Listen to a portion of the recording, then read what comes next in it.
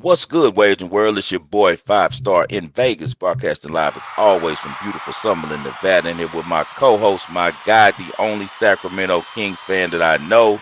What's good, Spread Astaire? How are you? Man, I'm doing good. NBA season's winding down. 92% of the way done. Most teams have 8 games left. The standings are packed. Players are still sitting out, so I don't know what to do. And we've Yeah, had some exciting college basketball. It's kind of fun for me to just tune in, be a fan, take your picks, and enjoy the show. And once again, the NCAA March Madness tournament delivered. Something about that winner take all, right? The football atmosphere where anything can happen. It's not like a 7 game series. It's just so exciting. So I'm doing great. How you doing? man, I'm doing wonderful. As we spoke before, we got on. I got some good news going in the film industry, so that's always a good thing. That's one of my businesses. I'm an entrepreneur. I have a couple things going besides sports betting. Sports betting is my bread and butter, but I have bigger and loftier aspirations in the film industry, and been getting some really good news on that, man. And we did pretty good this weekend. And then old Noops came in town. Had a great time with Noops. It was good seeing him, and he introduced me to some really nice people from Costa Rica, some really, really kind people. And it just was a real good weekend, man. Things are moving forward, man. Let's talk about a little bit of those picks that we enjoyed. We hit some this past weekend. Let's skip straight to the past. All right. The past we had Alabama, who was favored over San Diego State. They can't get it done. San Diego State is in the Final Four. What did you think of that game, and how does this tournament showing affect Brandon Miller's draft stock? Hit this one. Remember, we went with the under 137 and a half. Both these teams are really good at defense, but San Diego State is a different breed when it comes to playing defense, man. They are playing some of the best man-to-man defense that you're going to see in college basketball, man. They're locking people down. I believe that was a 13 straight that went under when they beat Alabama. As the right before the game, the line kind of shifted to 6.5. I was able to watch that one with Noops and a whole bunch of people from the Benton community at Circle Sportsbook. Had a little ballroom up top. It was a really exciting game, with us being on the West Coast. A whole bunch of San Diego State backers and also a lot of bettors in there. Bettors, we love to take the points. So it was a great atmosphere, and it was good seeing San Diego State do it. Brandon Miller, it's college, man. Um, it's not gonna stop somebody from paying them and taking a chance on someone who's 6'9" and can shoot a three and you know uh, can play defense the way he does. Um, the situation that he had, the legal matters are gonna haunt him for a while. It's gonna take some really strong efforts on his team's and in his own behalf to kind of get his name right, man. And he's got a cloud over his head right now, and you can see it's affecting his play. A couple games early in the season, when the news first hit, they were praising him for showing up in some, SEC conference games. But when the chips were really, on the table all during March, he hasn't looked good at all. He's looked really like it's, things on his mind. You can see it in his face. He's not really locked in into the game.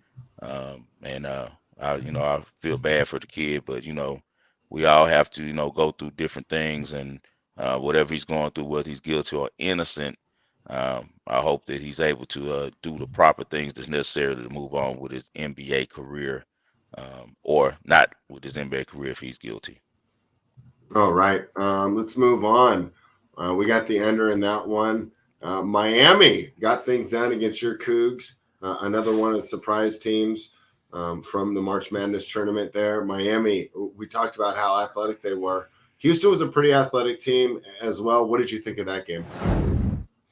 I I was watched that one as well, and that was the last one I watched with the sports betting group in Circle because they all won Miami. Because as I told you, I was around a bunch of sharps, and we're gonna take points. Most of it, we rarely lay points in the betting industry, and they were deep on Miami. And Miami pulled it out, and I felt so horrible um, after the game because I got a little bit too into reading the line on that one and reading the market because I knew that Miami could play with Houston. Actually, in my bracket, if you saw my bracket, I took Miami to beat Houston and Texas to beat Miami, but Miami was able to, as we'll talk about a little bit later, make an unbelievable comeback on Texas.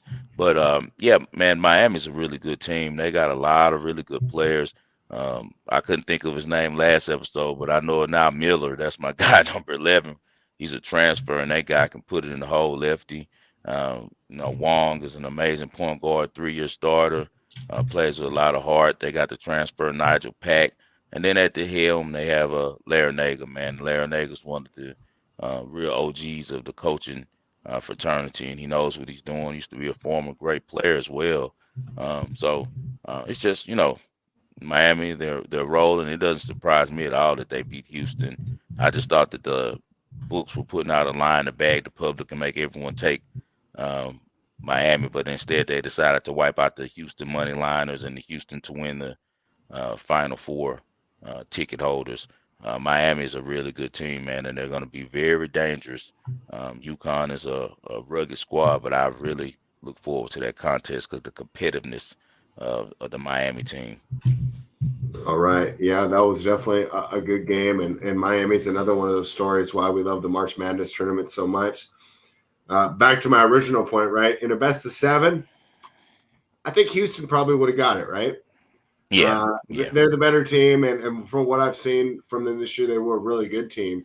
But with that one game, winner take all, just like the NFL playoffs, anything can happen. And Miami took advantage of it. Creighton yeah. was minus 10 against Princeton. I didn't watch that much of that one. I've been fighting off a cold. I think I slept through that game. What did you Okay. see there when Creighton took on Princeton? Creighton did what they needed to do. Late push at the end. They hadn't had a double-digit lead the entire game, and they end up still covering late, winning by 12. So it was one that cast. Um, People were pretty excited and circle about that one as well. I think everyone was on Creighton on that one. Princeton did impress me though. I didn't expect them to play as well as they played that game. Um, they really were in the game most of the contest. If you really think about it, um, they fought hard, played well, and quite impressive performance from an Ivy League team to be able to match wits with Big East squad like that. They had one kid on their team, Uwe Baman. Hard name to say. Yeah, he was going to work in the post against Creighton, against Calcabrenner, man. So really impressive performance by Princeton. That's what I took more than anything. Creighton's supposed to beat them, but I was more impressed with Princeton's performance, and the minus 10 did cash.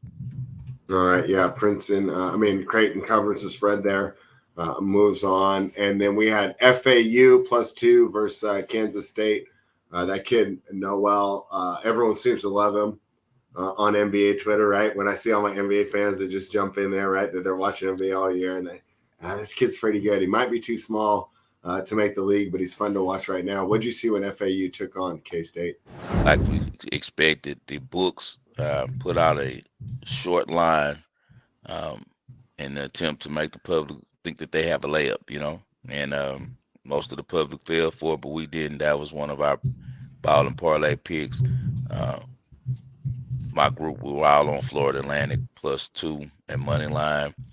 Florida Atlantic fell down about 9 points in the second half and still made a great push at the end. They're just an incredible team. And I tweeted before the game that the whole country would know about John L. Davis and Elijah Martin at the end of that game. And I think that more people do now. I've been watching this team all year. The conference that they came out of, Conference USA, is a really, really good conference, like an exceptional conference. Um, UAB is still playing right now. North Texas is still playing right now. And you got Florida Atlantic still playing right now. So Florida Atlantic is a really team that what they do, they make offense look so easy. They're a perfectly constructed team for today's basketball. They have 3 guys out on the perimeter. Davis that I mentioned earlier, Elijah Martin, and then they have Greenleaf too, who was absolutely smoking from the 3-point line. These 3 guys and another couple guys that come off the bench, a veteran and a transfer lefty number 23 that can really ball too. All of these guys are great decision makers that can also shoot threes and also pass, run the pick and roll. They're so versatile. And then you had a big Russian roll, and he's finishing everything at the rim with a dunk. You know, they have a really good team, man. They're very underrated, very well coached. And I think that they're going to give some people some problems in the Final Four. I think they got a couple more upsets up their sleeve. They've been the best team all season, man, and people are starting to realize what they really have. I think Jonell Davis may be the most skilled player in college basketball. Everything that he does, he makes it look so smooth. It's so under control. It's come so easy for him, man, and I love to watch him play. UConn took on Gonzaga. That one was in Las Vegas. What did you think of that one? We rolled on that one too, man. -2 was a layup. They beat them from tip to the end of the game, and UConn just looks impressive. And also, we got the Timmy under 22.5 on that game too, as we expected. It was going to be very hard for him coming off a game of the ages, going for 38 in the prior game against their big rival UCLA. And as I told you, their emotions were all spent during that game. You could tell Gonzaga was not after UConn came in and hit them in the mouth. They didn't have any answer. They didn't have enough juice to bounce back from expending all of their energy and excitement and probably celebrations after that UCLA victory, And UConn, as I told you, they would be with, business as usual. Dan Hurley is the best coach in the family now. Bobby Hurley is yet to accomplish what his little brother has and get to the Final Four. And his dad, was a longtime coach at St. Anthony's in New Jersey. But the Hurleys have a great lineage of coaching, and now Dan continues it at UConn with one of the quicker rebuilds. He was really good at Rhode Island, and now he's brought his system and he's got the recruits and the money to back him at UConn, and he's rolling. He's got farther than the ladies team this year, and that's rare. So UConn is to the Final Four. Back in Houston, the last place they were in the Final Four, and they won it when Kemba Walker was there. Wow. Okay, that's a while going back to Kemba Walker. So Yep. let's see how that one turns out. San Diego State took on Creighton. San Diego State, the short underdog, but they get things done. Were you surprised? No, we played that game. You played as well with us. We did really well. How about that split we had for the first half? The Yeah. first half under 61.5, and they had 61 for like 2 minutes and a half. So San Diego State continues to play their style of basketball, and it's just a really tough, aggressive. That you know what they are. You could tell Kawhi Leonard went there, right? They have a whole Yeah. bunch of Kawhi Leonards on their team, right? They're just long guys. They can't really shoot too good, but they can score and they're strong. And Kawhi has now developed his shot, but coming out of college at San Diego State, he didn't shoot well at all. And that's the kind of the team they are. They kind of just wheel their baskets in.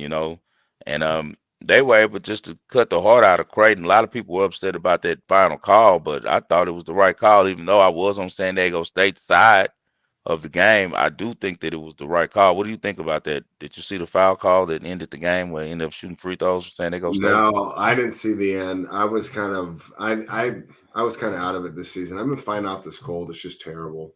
Oh, I hate to hear that, man, but you missed a fabulous game. So it's 56-56. First of all, the mistake that Coach McDermott makes for Creighton, it's 38 seconds left. So they're going to play straight up D, you think, right? Because it's a 30-second shot clock. D up, you get the ball back at 8. They have a foul to give.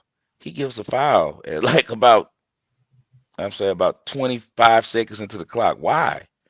Like why are you giving a foul right there and eliminating your opportunity to get the ball again? He's trying to set up a different defense and try to make them use most of the shot clock where they rush it to a back shot. But I just don't understand using that foul like that. You eliminate yourself from having the last possession. So now you got a D up. Nimhart runs under uh, the kid Tramiel for them for at the Aztecs, and Tramiel is smart play. He does a little move, goes to the free throw line, but he hangs and he's trailing them. So he runs right under his legs and pushes him. And the ref has to call it from the backside because he sees the hand on his hip, and that's deterring the shot. and he ends up getting two free throws. And the funny thing about this series is this spread. Creighton and San Diego State played last year in the first round of the NCAAs. They lost because their star player for San Diego State, Matt Bradley, he missed two free throws that could have won the game. So they end up getting in the same situation. And the kid Tremel clanks the first one. He misses it. So everyone's looking like, oh, they about to really do this again. And Creighton's all clapping like, oh, we're going to OT.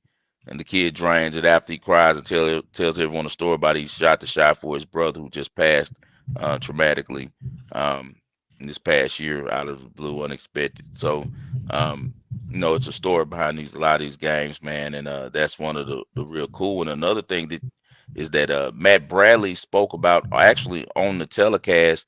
He had to go get therapy for missing those free throws over the summer. So you would think, how this is going to be his redemption game. His coach is really smart. He didn't play him the whole second half.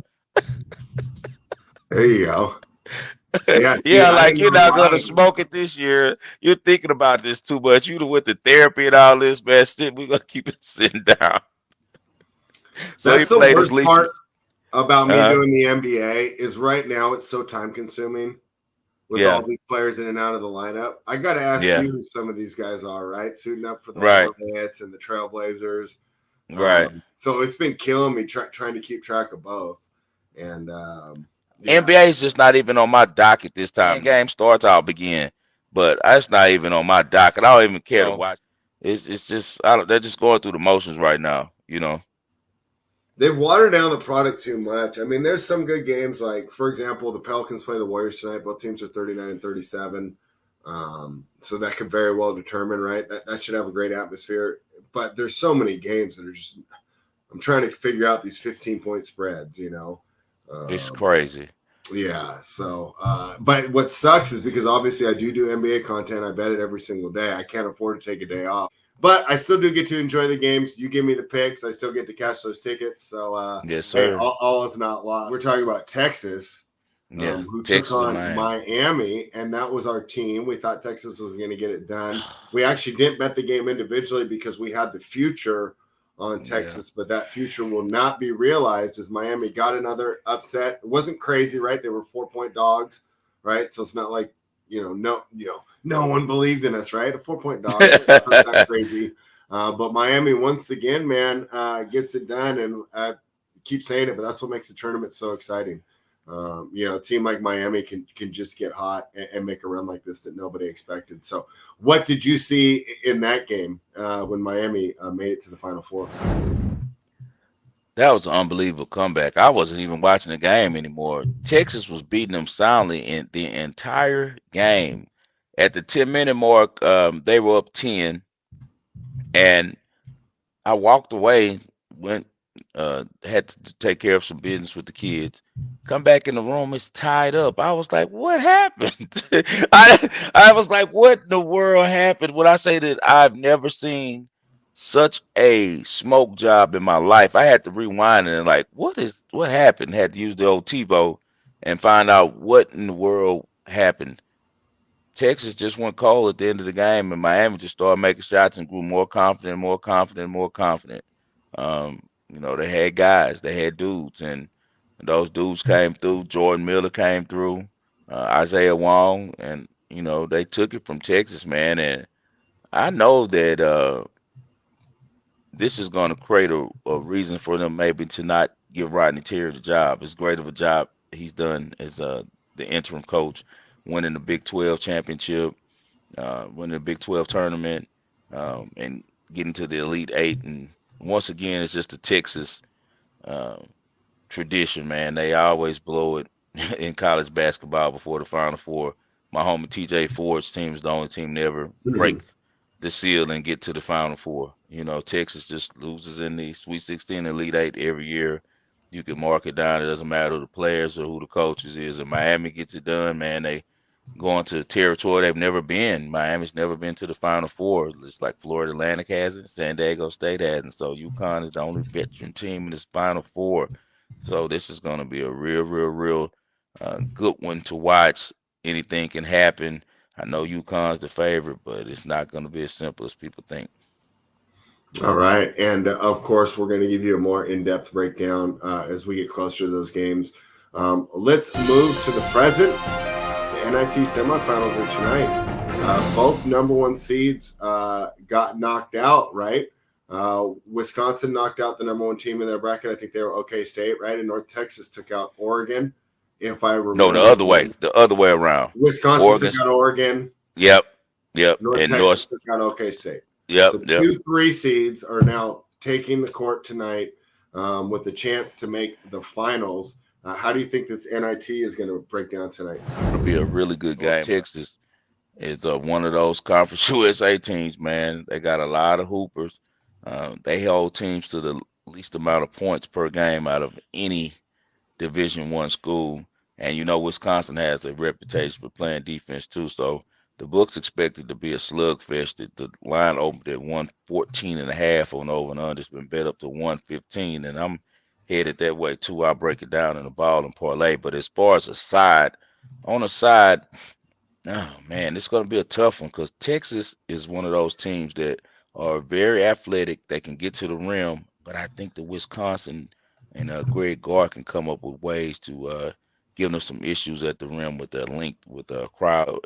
Wisconsin is getting healthy in the guard position right now. I'm liking what I'm seeing out there, freshman. I'm liking what I'm seeing out there, veteran point guard who's been there a while. He's been playing really good lately. I think that Wisconsin gets it done money line plus 105, but it's just a lean. I don't know if I'm going to play it. I might play that game live and try to catch it, with some points. But I'd say go on and make the play with Wisconsin plus 105 because you may never catch that value again. But All I'll right. give my play on the game on the total in the ball and parlay. Sounds good. Utah Valley, they weren't even seeded going into this tournament, right? They take on UAB, who was the number 4 seed. UAB's favored by 4.5. I have no idea what's going on with Utah Valley.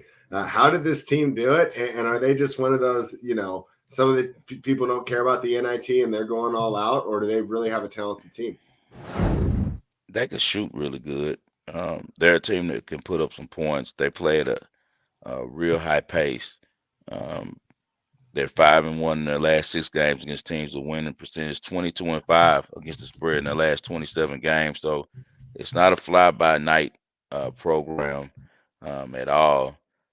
They just play in the Big West, so they don't get a lot of exposure playing out where they play at, man. And but they've beaten some really good teams, but they benefited with the Cincinnati game. Of it was supposed to be in Cincinnati, but for some reason Cincinnati ended up having to play at Utah.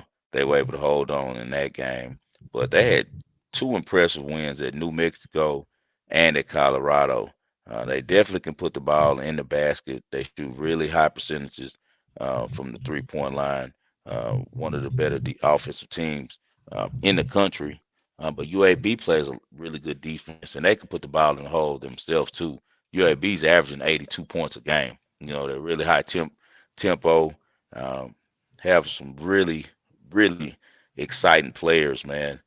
They got some guards over there at UAB that's probably both of them are going to get some run in the league. You got Walker, who's just a flamethrower. He can shoot the ball really well from anywhere.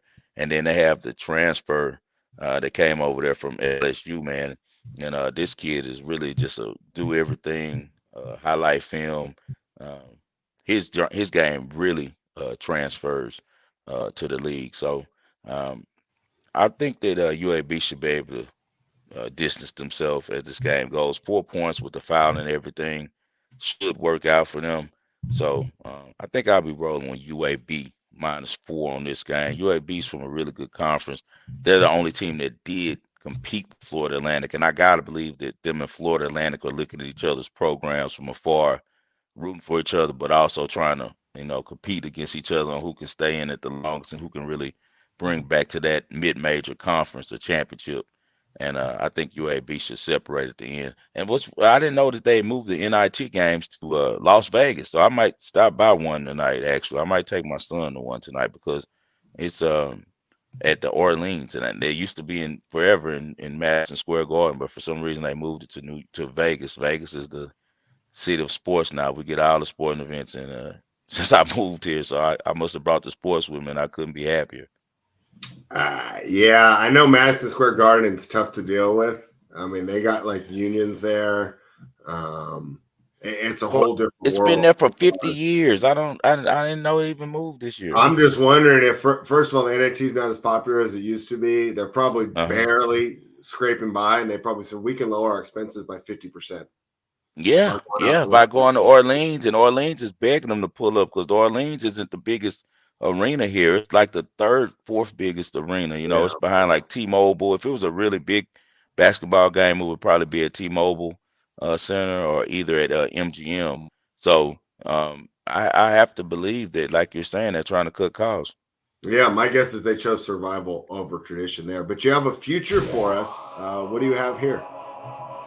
Yeah, man, my future is going to be Florida Atlantic. They have the highest odds out of all the teams. They're plus 625, and I think that's a really good number. You know, what do you think, spread? I mean, 626 to 1, you only got four teams, and they're on the easier side because they match up with San Diego State, and you see what the line is. It's plus 2. So I expect them to win. San Diego State will play them a lot like Tennessee, where they're going to try to muscle them and just outpower them. But the problem's going to be is San Diego State. Can you score enough? Just like Tennessee couldn't score enough, because Florida Atlantic, as the game goes on, they're going to figure out a way. They're just too good offensively and too gifted offensively to not reach 65 to 70 points. Now is San Diego State, can you reach enough points? And I don't think they can. So I think Florida Atlantic can beat San Diego State. And now you're sitting with a plus 625 in your pocket. And the two best teams are going to, battle it out with UConn and Miami for Florida Atlantic, and our hopes, holding that ticket. It goes, overtime. It's a real good game. A lot of effort given, tire them out a little bit. And now UConn comes in a little sluggish and then a little braggadocious, feeling like that they've gotten past, Miami, and now they only have to beat little tiny Florida Atlantic, and Florida Atlantic now can pull the upset, and you can get a nice hedge in game live. Just say Florida Atlantic goes up 5-0. You can jump in right there, and you already made your money back. So I'll be going with Florida Atlantic plus 625 to win the NCAA. They've been the best team all year, and they're very undervalued. Let's go to the ball and parlay. What do you got for us? We're gonna go right down the street, man. All I gotta do is ride straight up uh Tropicana from my house, man. Ride straight up Tropicana, and I'm right there at the Orleans, man. We go there often. They have a board gaming book there, and I do a lot of stops by there and load my account or go and make a bet or whatever. But tonight they're hosting the NIT, the oldest basketball tournament in college basketball, older than the NCAAs, and at one time more prestigious. They've came to Las Vegas. That area is called Paradise, Nevada. So they've came to Paradise, man, and I'm going to be glad to see them there. And we're going to roll with the over on this game. I feel like it's going to be a lot more up tempo. Chucky Hepburn has been playing well for Wisconsin. He's back, having his swag again. They're getting healthy. This is a big game for them. And Greg Gard has surprised a lot of people with running quick actions with Wisconsin and telling them to fire it up and take first available shot instead of how they used to do all of the pounding under their previous coach, who was his head coach and he was the assistant under. They just pounded for a whole shot clock and run a bunch of back screens and finally just throw it down low to a power guy to just boom, boom, boom, boom until the shot clock wears out. They don't run it anymore. I think that they're going to get some shots up, and they're also not as good on the defensive end as they used to be. I know North Texas is good, but Wisconsin is still going to be a step up in talent. I think that Wisconsin definitely is a tier above most of the competition that they play in the conference, although they're in a conference that is very talented with teams like Charlotte and UAB. So I think that 115 is too low of a number in a game this important to two teams. That these teams are going to be playing hard and they're going to be giving their final effort. And most importantly, how easy are they going to want to give up at the end of the game when it comes to the fouling? If the number lands right, we should get fouled over the 115. So we're going over 115 for Wisconsin versus North Texas tonight here in Paradise, Nevada. All right. And in the shadows is the NBA, but I do have a play for you guys. I think you're going to like it. I'm taking the Memphis Grizzlies minus 6.5 here. We've talked about it, and that's one thing that you've noticed, and you've always made a point to give the man credit. And I'm talking about Memphis Grizzlies head coach Taylor Jenkins, Yeah, who that's my seems guy. to do an excellent job of communicating his roles of each player, the expectations that each player has, and developing a pecking order on the team. So it's not like the Houston Rockets, right, where you have a bunch of guys just out there trying to put up stats and not really caring what the coach says. Everybody's bought in. They're playing as a team. And why is that important? Because I'm laying 6.5 here, right? And Yeah. I'm going against a team that's actually not playing bad, even though they're eliminated from playoff contention. That's the Orlando Magic. They've won 3 games in a row. Their most recent game, they defeated, oh gosh, I was on the wrong side of it. They defeated the Brooklyn Nets at home, and that was on today's Tuesday. That was on Sunday. So a good win there for the Orlando Magic. This team is playing well. And you're going to say, hey, well, do you know that John Morant's out of this game? Yes, I know he's doubtful, and I don't expect him to play. Memphis went 6-3 without him out of the lineup during the little 9-game stint in which he was taking time off and getting some counseling and getting his head on right. Memphis was still able to win.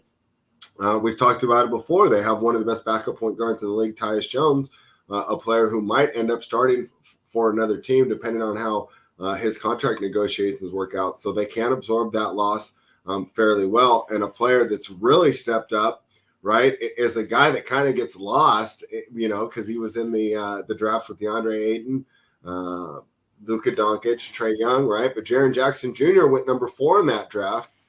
He's in the running for NBA Defensive Player of the Year. Great defender, a bunch of highlight blocks. But what's kind of under noticed is he's developing a nice offensive game. Right, he's always had the skill, the talent, right, the athleticism to be a good guy scoring down low. But now you're seeing the work that he's putting on the game, and with Moran on the floor, he's really been able, and Adams as well being out, he's been able to kind of show this offensive repertoire that he's developed. He has a nice outside shot, but he's getting better down low and taking advantage of mismatches, especially when teams like to do that soft switch, which has become so prevalent in the NBA, and it just makes me sick sometimes watching this, right? All right. So even with John Morant out of the lineup, I do like the Memphis Grizzlies to cover the 6.5 point spread at home. They're 32-5 at home. They're going to make it 33-5 tonight. All right, there it is on the Ball and Parlay. So I got Wisconsin and North Texas over 115, and spread is running with the old reliable Taylor Jenkins and the Memphis Grizzlies -6.5. Speaking of NBA news, did you hear about what's going on in Orlando with Bradley Beal? So no, I missed all that. You were catching me up before the show, so go ahead and do it again for the viewers, because, like we talked about, the NBA is in the shadow of NCAA's. I think a lot of people might have missed this, but I think it's worth talking about. This is one of the most Florida things I've ever heard. So you got this piece of crap dude, that's out here in the stands, and he's heckling or whatever, doing his thing in some good seats, obviously, because he was right by Bill when Bill's walking out. I think he was on the floor. So he tells Bill, "You made me lose $1,300 on my parlay. You F." We're gonna just say that. So he's like, "You effed me. You F." Just keeps cussing him out. So Bill approaches him. His homeboy kind of bows up at him, and Bill slaps his homeboy's cap off his head, like, and then walks off and tells them he doesn't play for them. He could care less about their parlays. That's not what he play for. This is getting out of hand on a couple of different sides. First of all, the access to betting is hurting guys like us who really know the market. We struggle more than we've had ever since the market has really exploded, where you got places that you can bet sports everywhere. It was a time when you and I first started betting sports where you can only bet in Las Vegas. It was the only place in the whole United States that you could make a bet on any sporting event, and Vegas was like the FBI. Don't They don't made sure that, forget don't forget where I grew up, Reno. We had a little love down there too.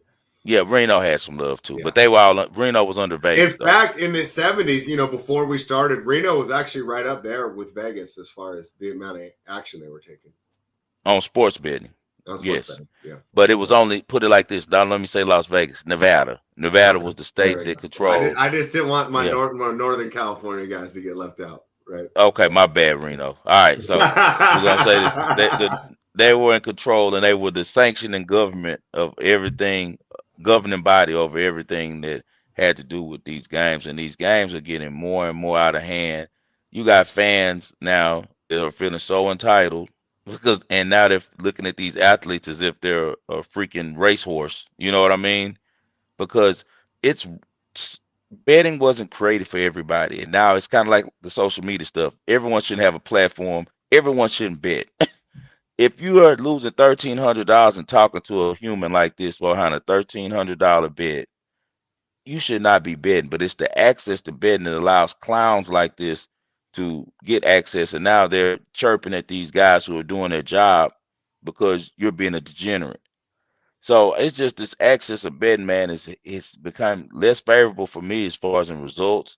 And it's also creating all of these different situations because you got all these different people who should not be betting. Betting is for two groups of people.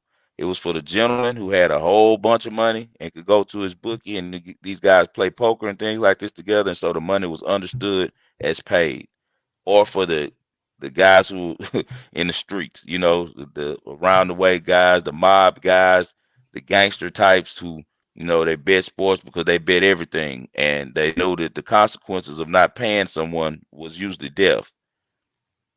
Now you have all these people in between, these middle class squares who are out here drinking, I don't know, drunk at the games and stuff, and now you're talking crazy to a player and treating a player like he's an object because you have 1,300 measly dollars, dollars up that you're worried about betting.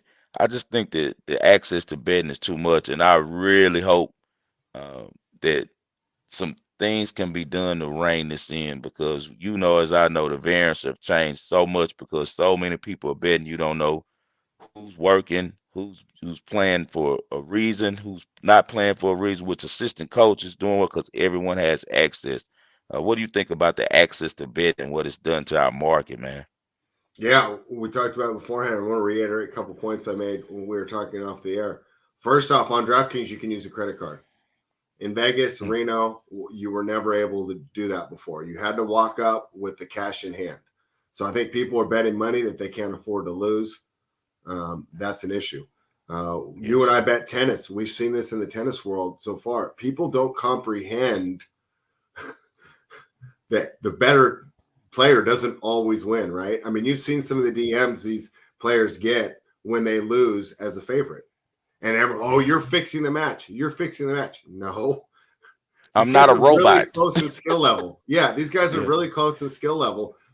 The number 20 is pretty close to the number 80 in the world. I know it's hard for people to believe this, right? So then we get these terrible allegations, and you see some of these. And some of these tennis players, man, are like 18, 19 years old dealing with this. I mean, just DM after DM calling them terrible names.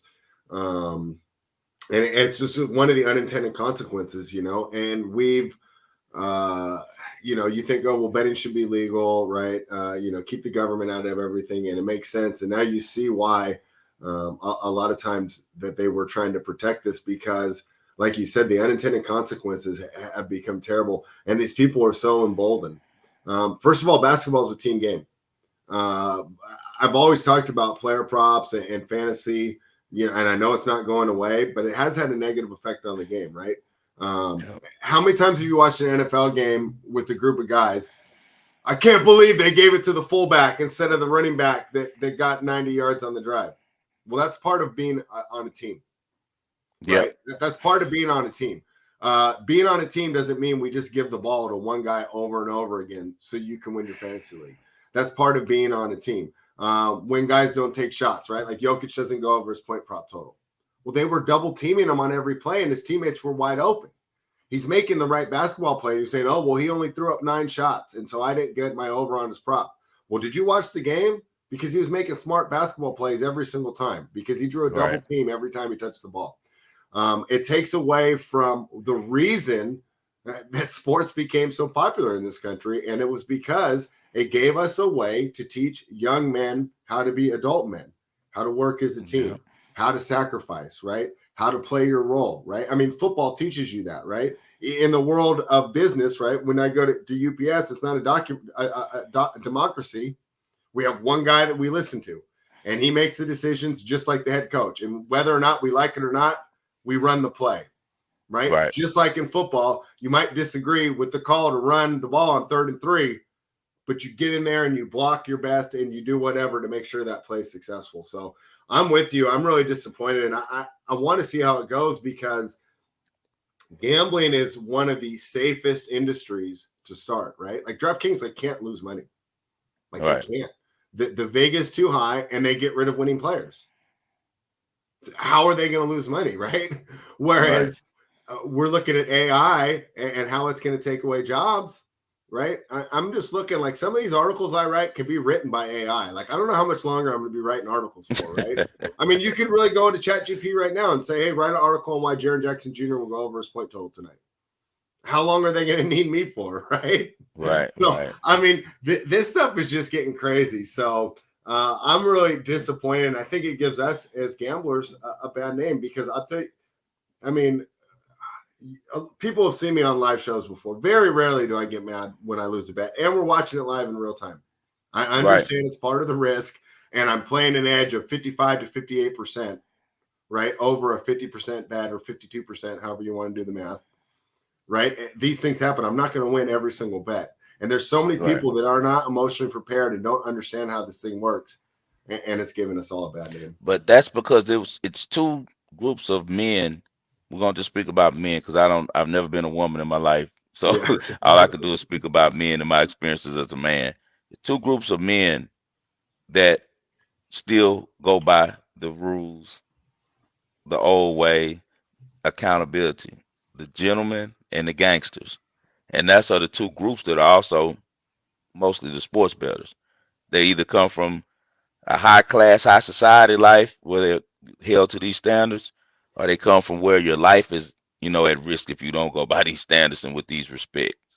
So these are the people who are used to, well, it's just game, it's a gambling. I can think of how it is. Whereas and now you got all of these lily white people who we know have never, they're just spoiled little brats, like you said, playing with credit card money, and they're showing so much disrespect. And it's not cool, man. And like I said, it all starts with the access. And I hope that we can shut down some of these corporations who are have books in some of these states. I don't want it to be everywhere. It needs to get back to just a few states. There's too many people involved, man. It's too many hands, and when it's too many hands, it's too much corruption, and that it affects the variances for us. And speaking of what you were saying about the MB situation with someone having them in the points and the totals, and this jerk, getting mad at Bradley Beal. My wife can tell you the other night we were in here. I just told you off air before we spoke about it, you're a friend of mine, so we speak like this. I spent a lot of money dealing with my dad's affairs. I'm his only son. So every bit I need right now, you know what I mean? So trying to get back, myself, back squared away on my bankroll and everything. We had a parlay going that played a lot more than what he's talking about. And the last leg was Giannis the other night in Denver, because my angle is, oh, he's in Denver. He's going to try to show out because he's going to show Jokic that he's the real MVP. He was 31 and a half.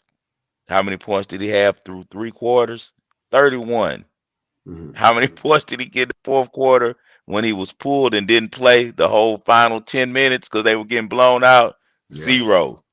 We sat there like excruciating pain watching this second half because he had like 28 at the half. So we thought the 31 was going to sail over. He scored 3 points in the second half. So, but we know that this comes with it. You're a little frustrated, like, oh man, but it's over. Now it's on to the next thing, man. So, hey guys, we just want to talk to you guys a little bit about that because we know that a lot of bettors watch this game, and make sure that you remain a bettor and not a degenerate, man. Um, you know, uh, Tune into the wagering world, guys, every Monday through Friday. Anything for the people before we get out of this spread? Now let's cash these tickets, and I'm looking forward to watching some NCAA's this weekend. All right, let's go, man. We got the NIT tonight and some NBA. Best of luck to y'all. We'll see you tomorrow.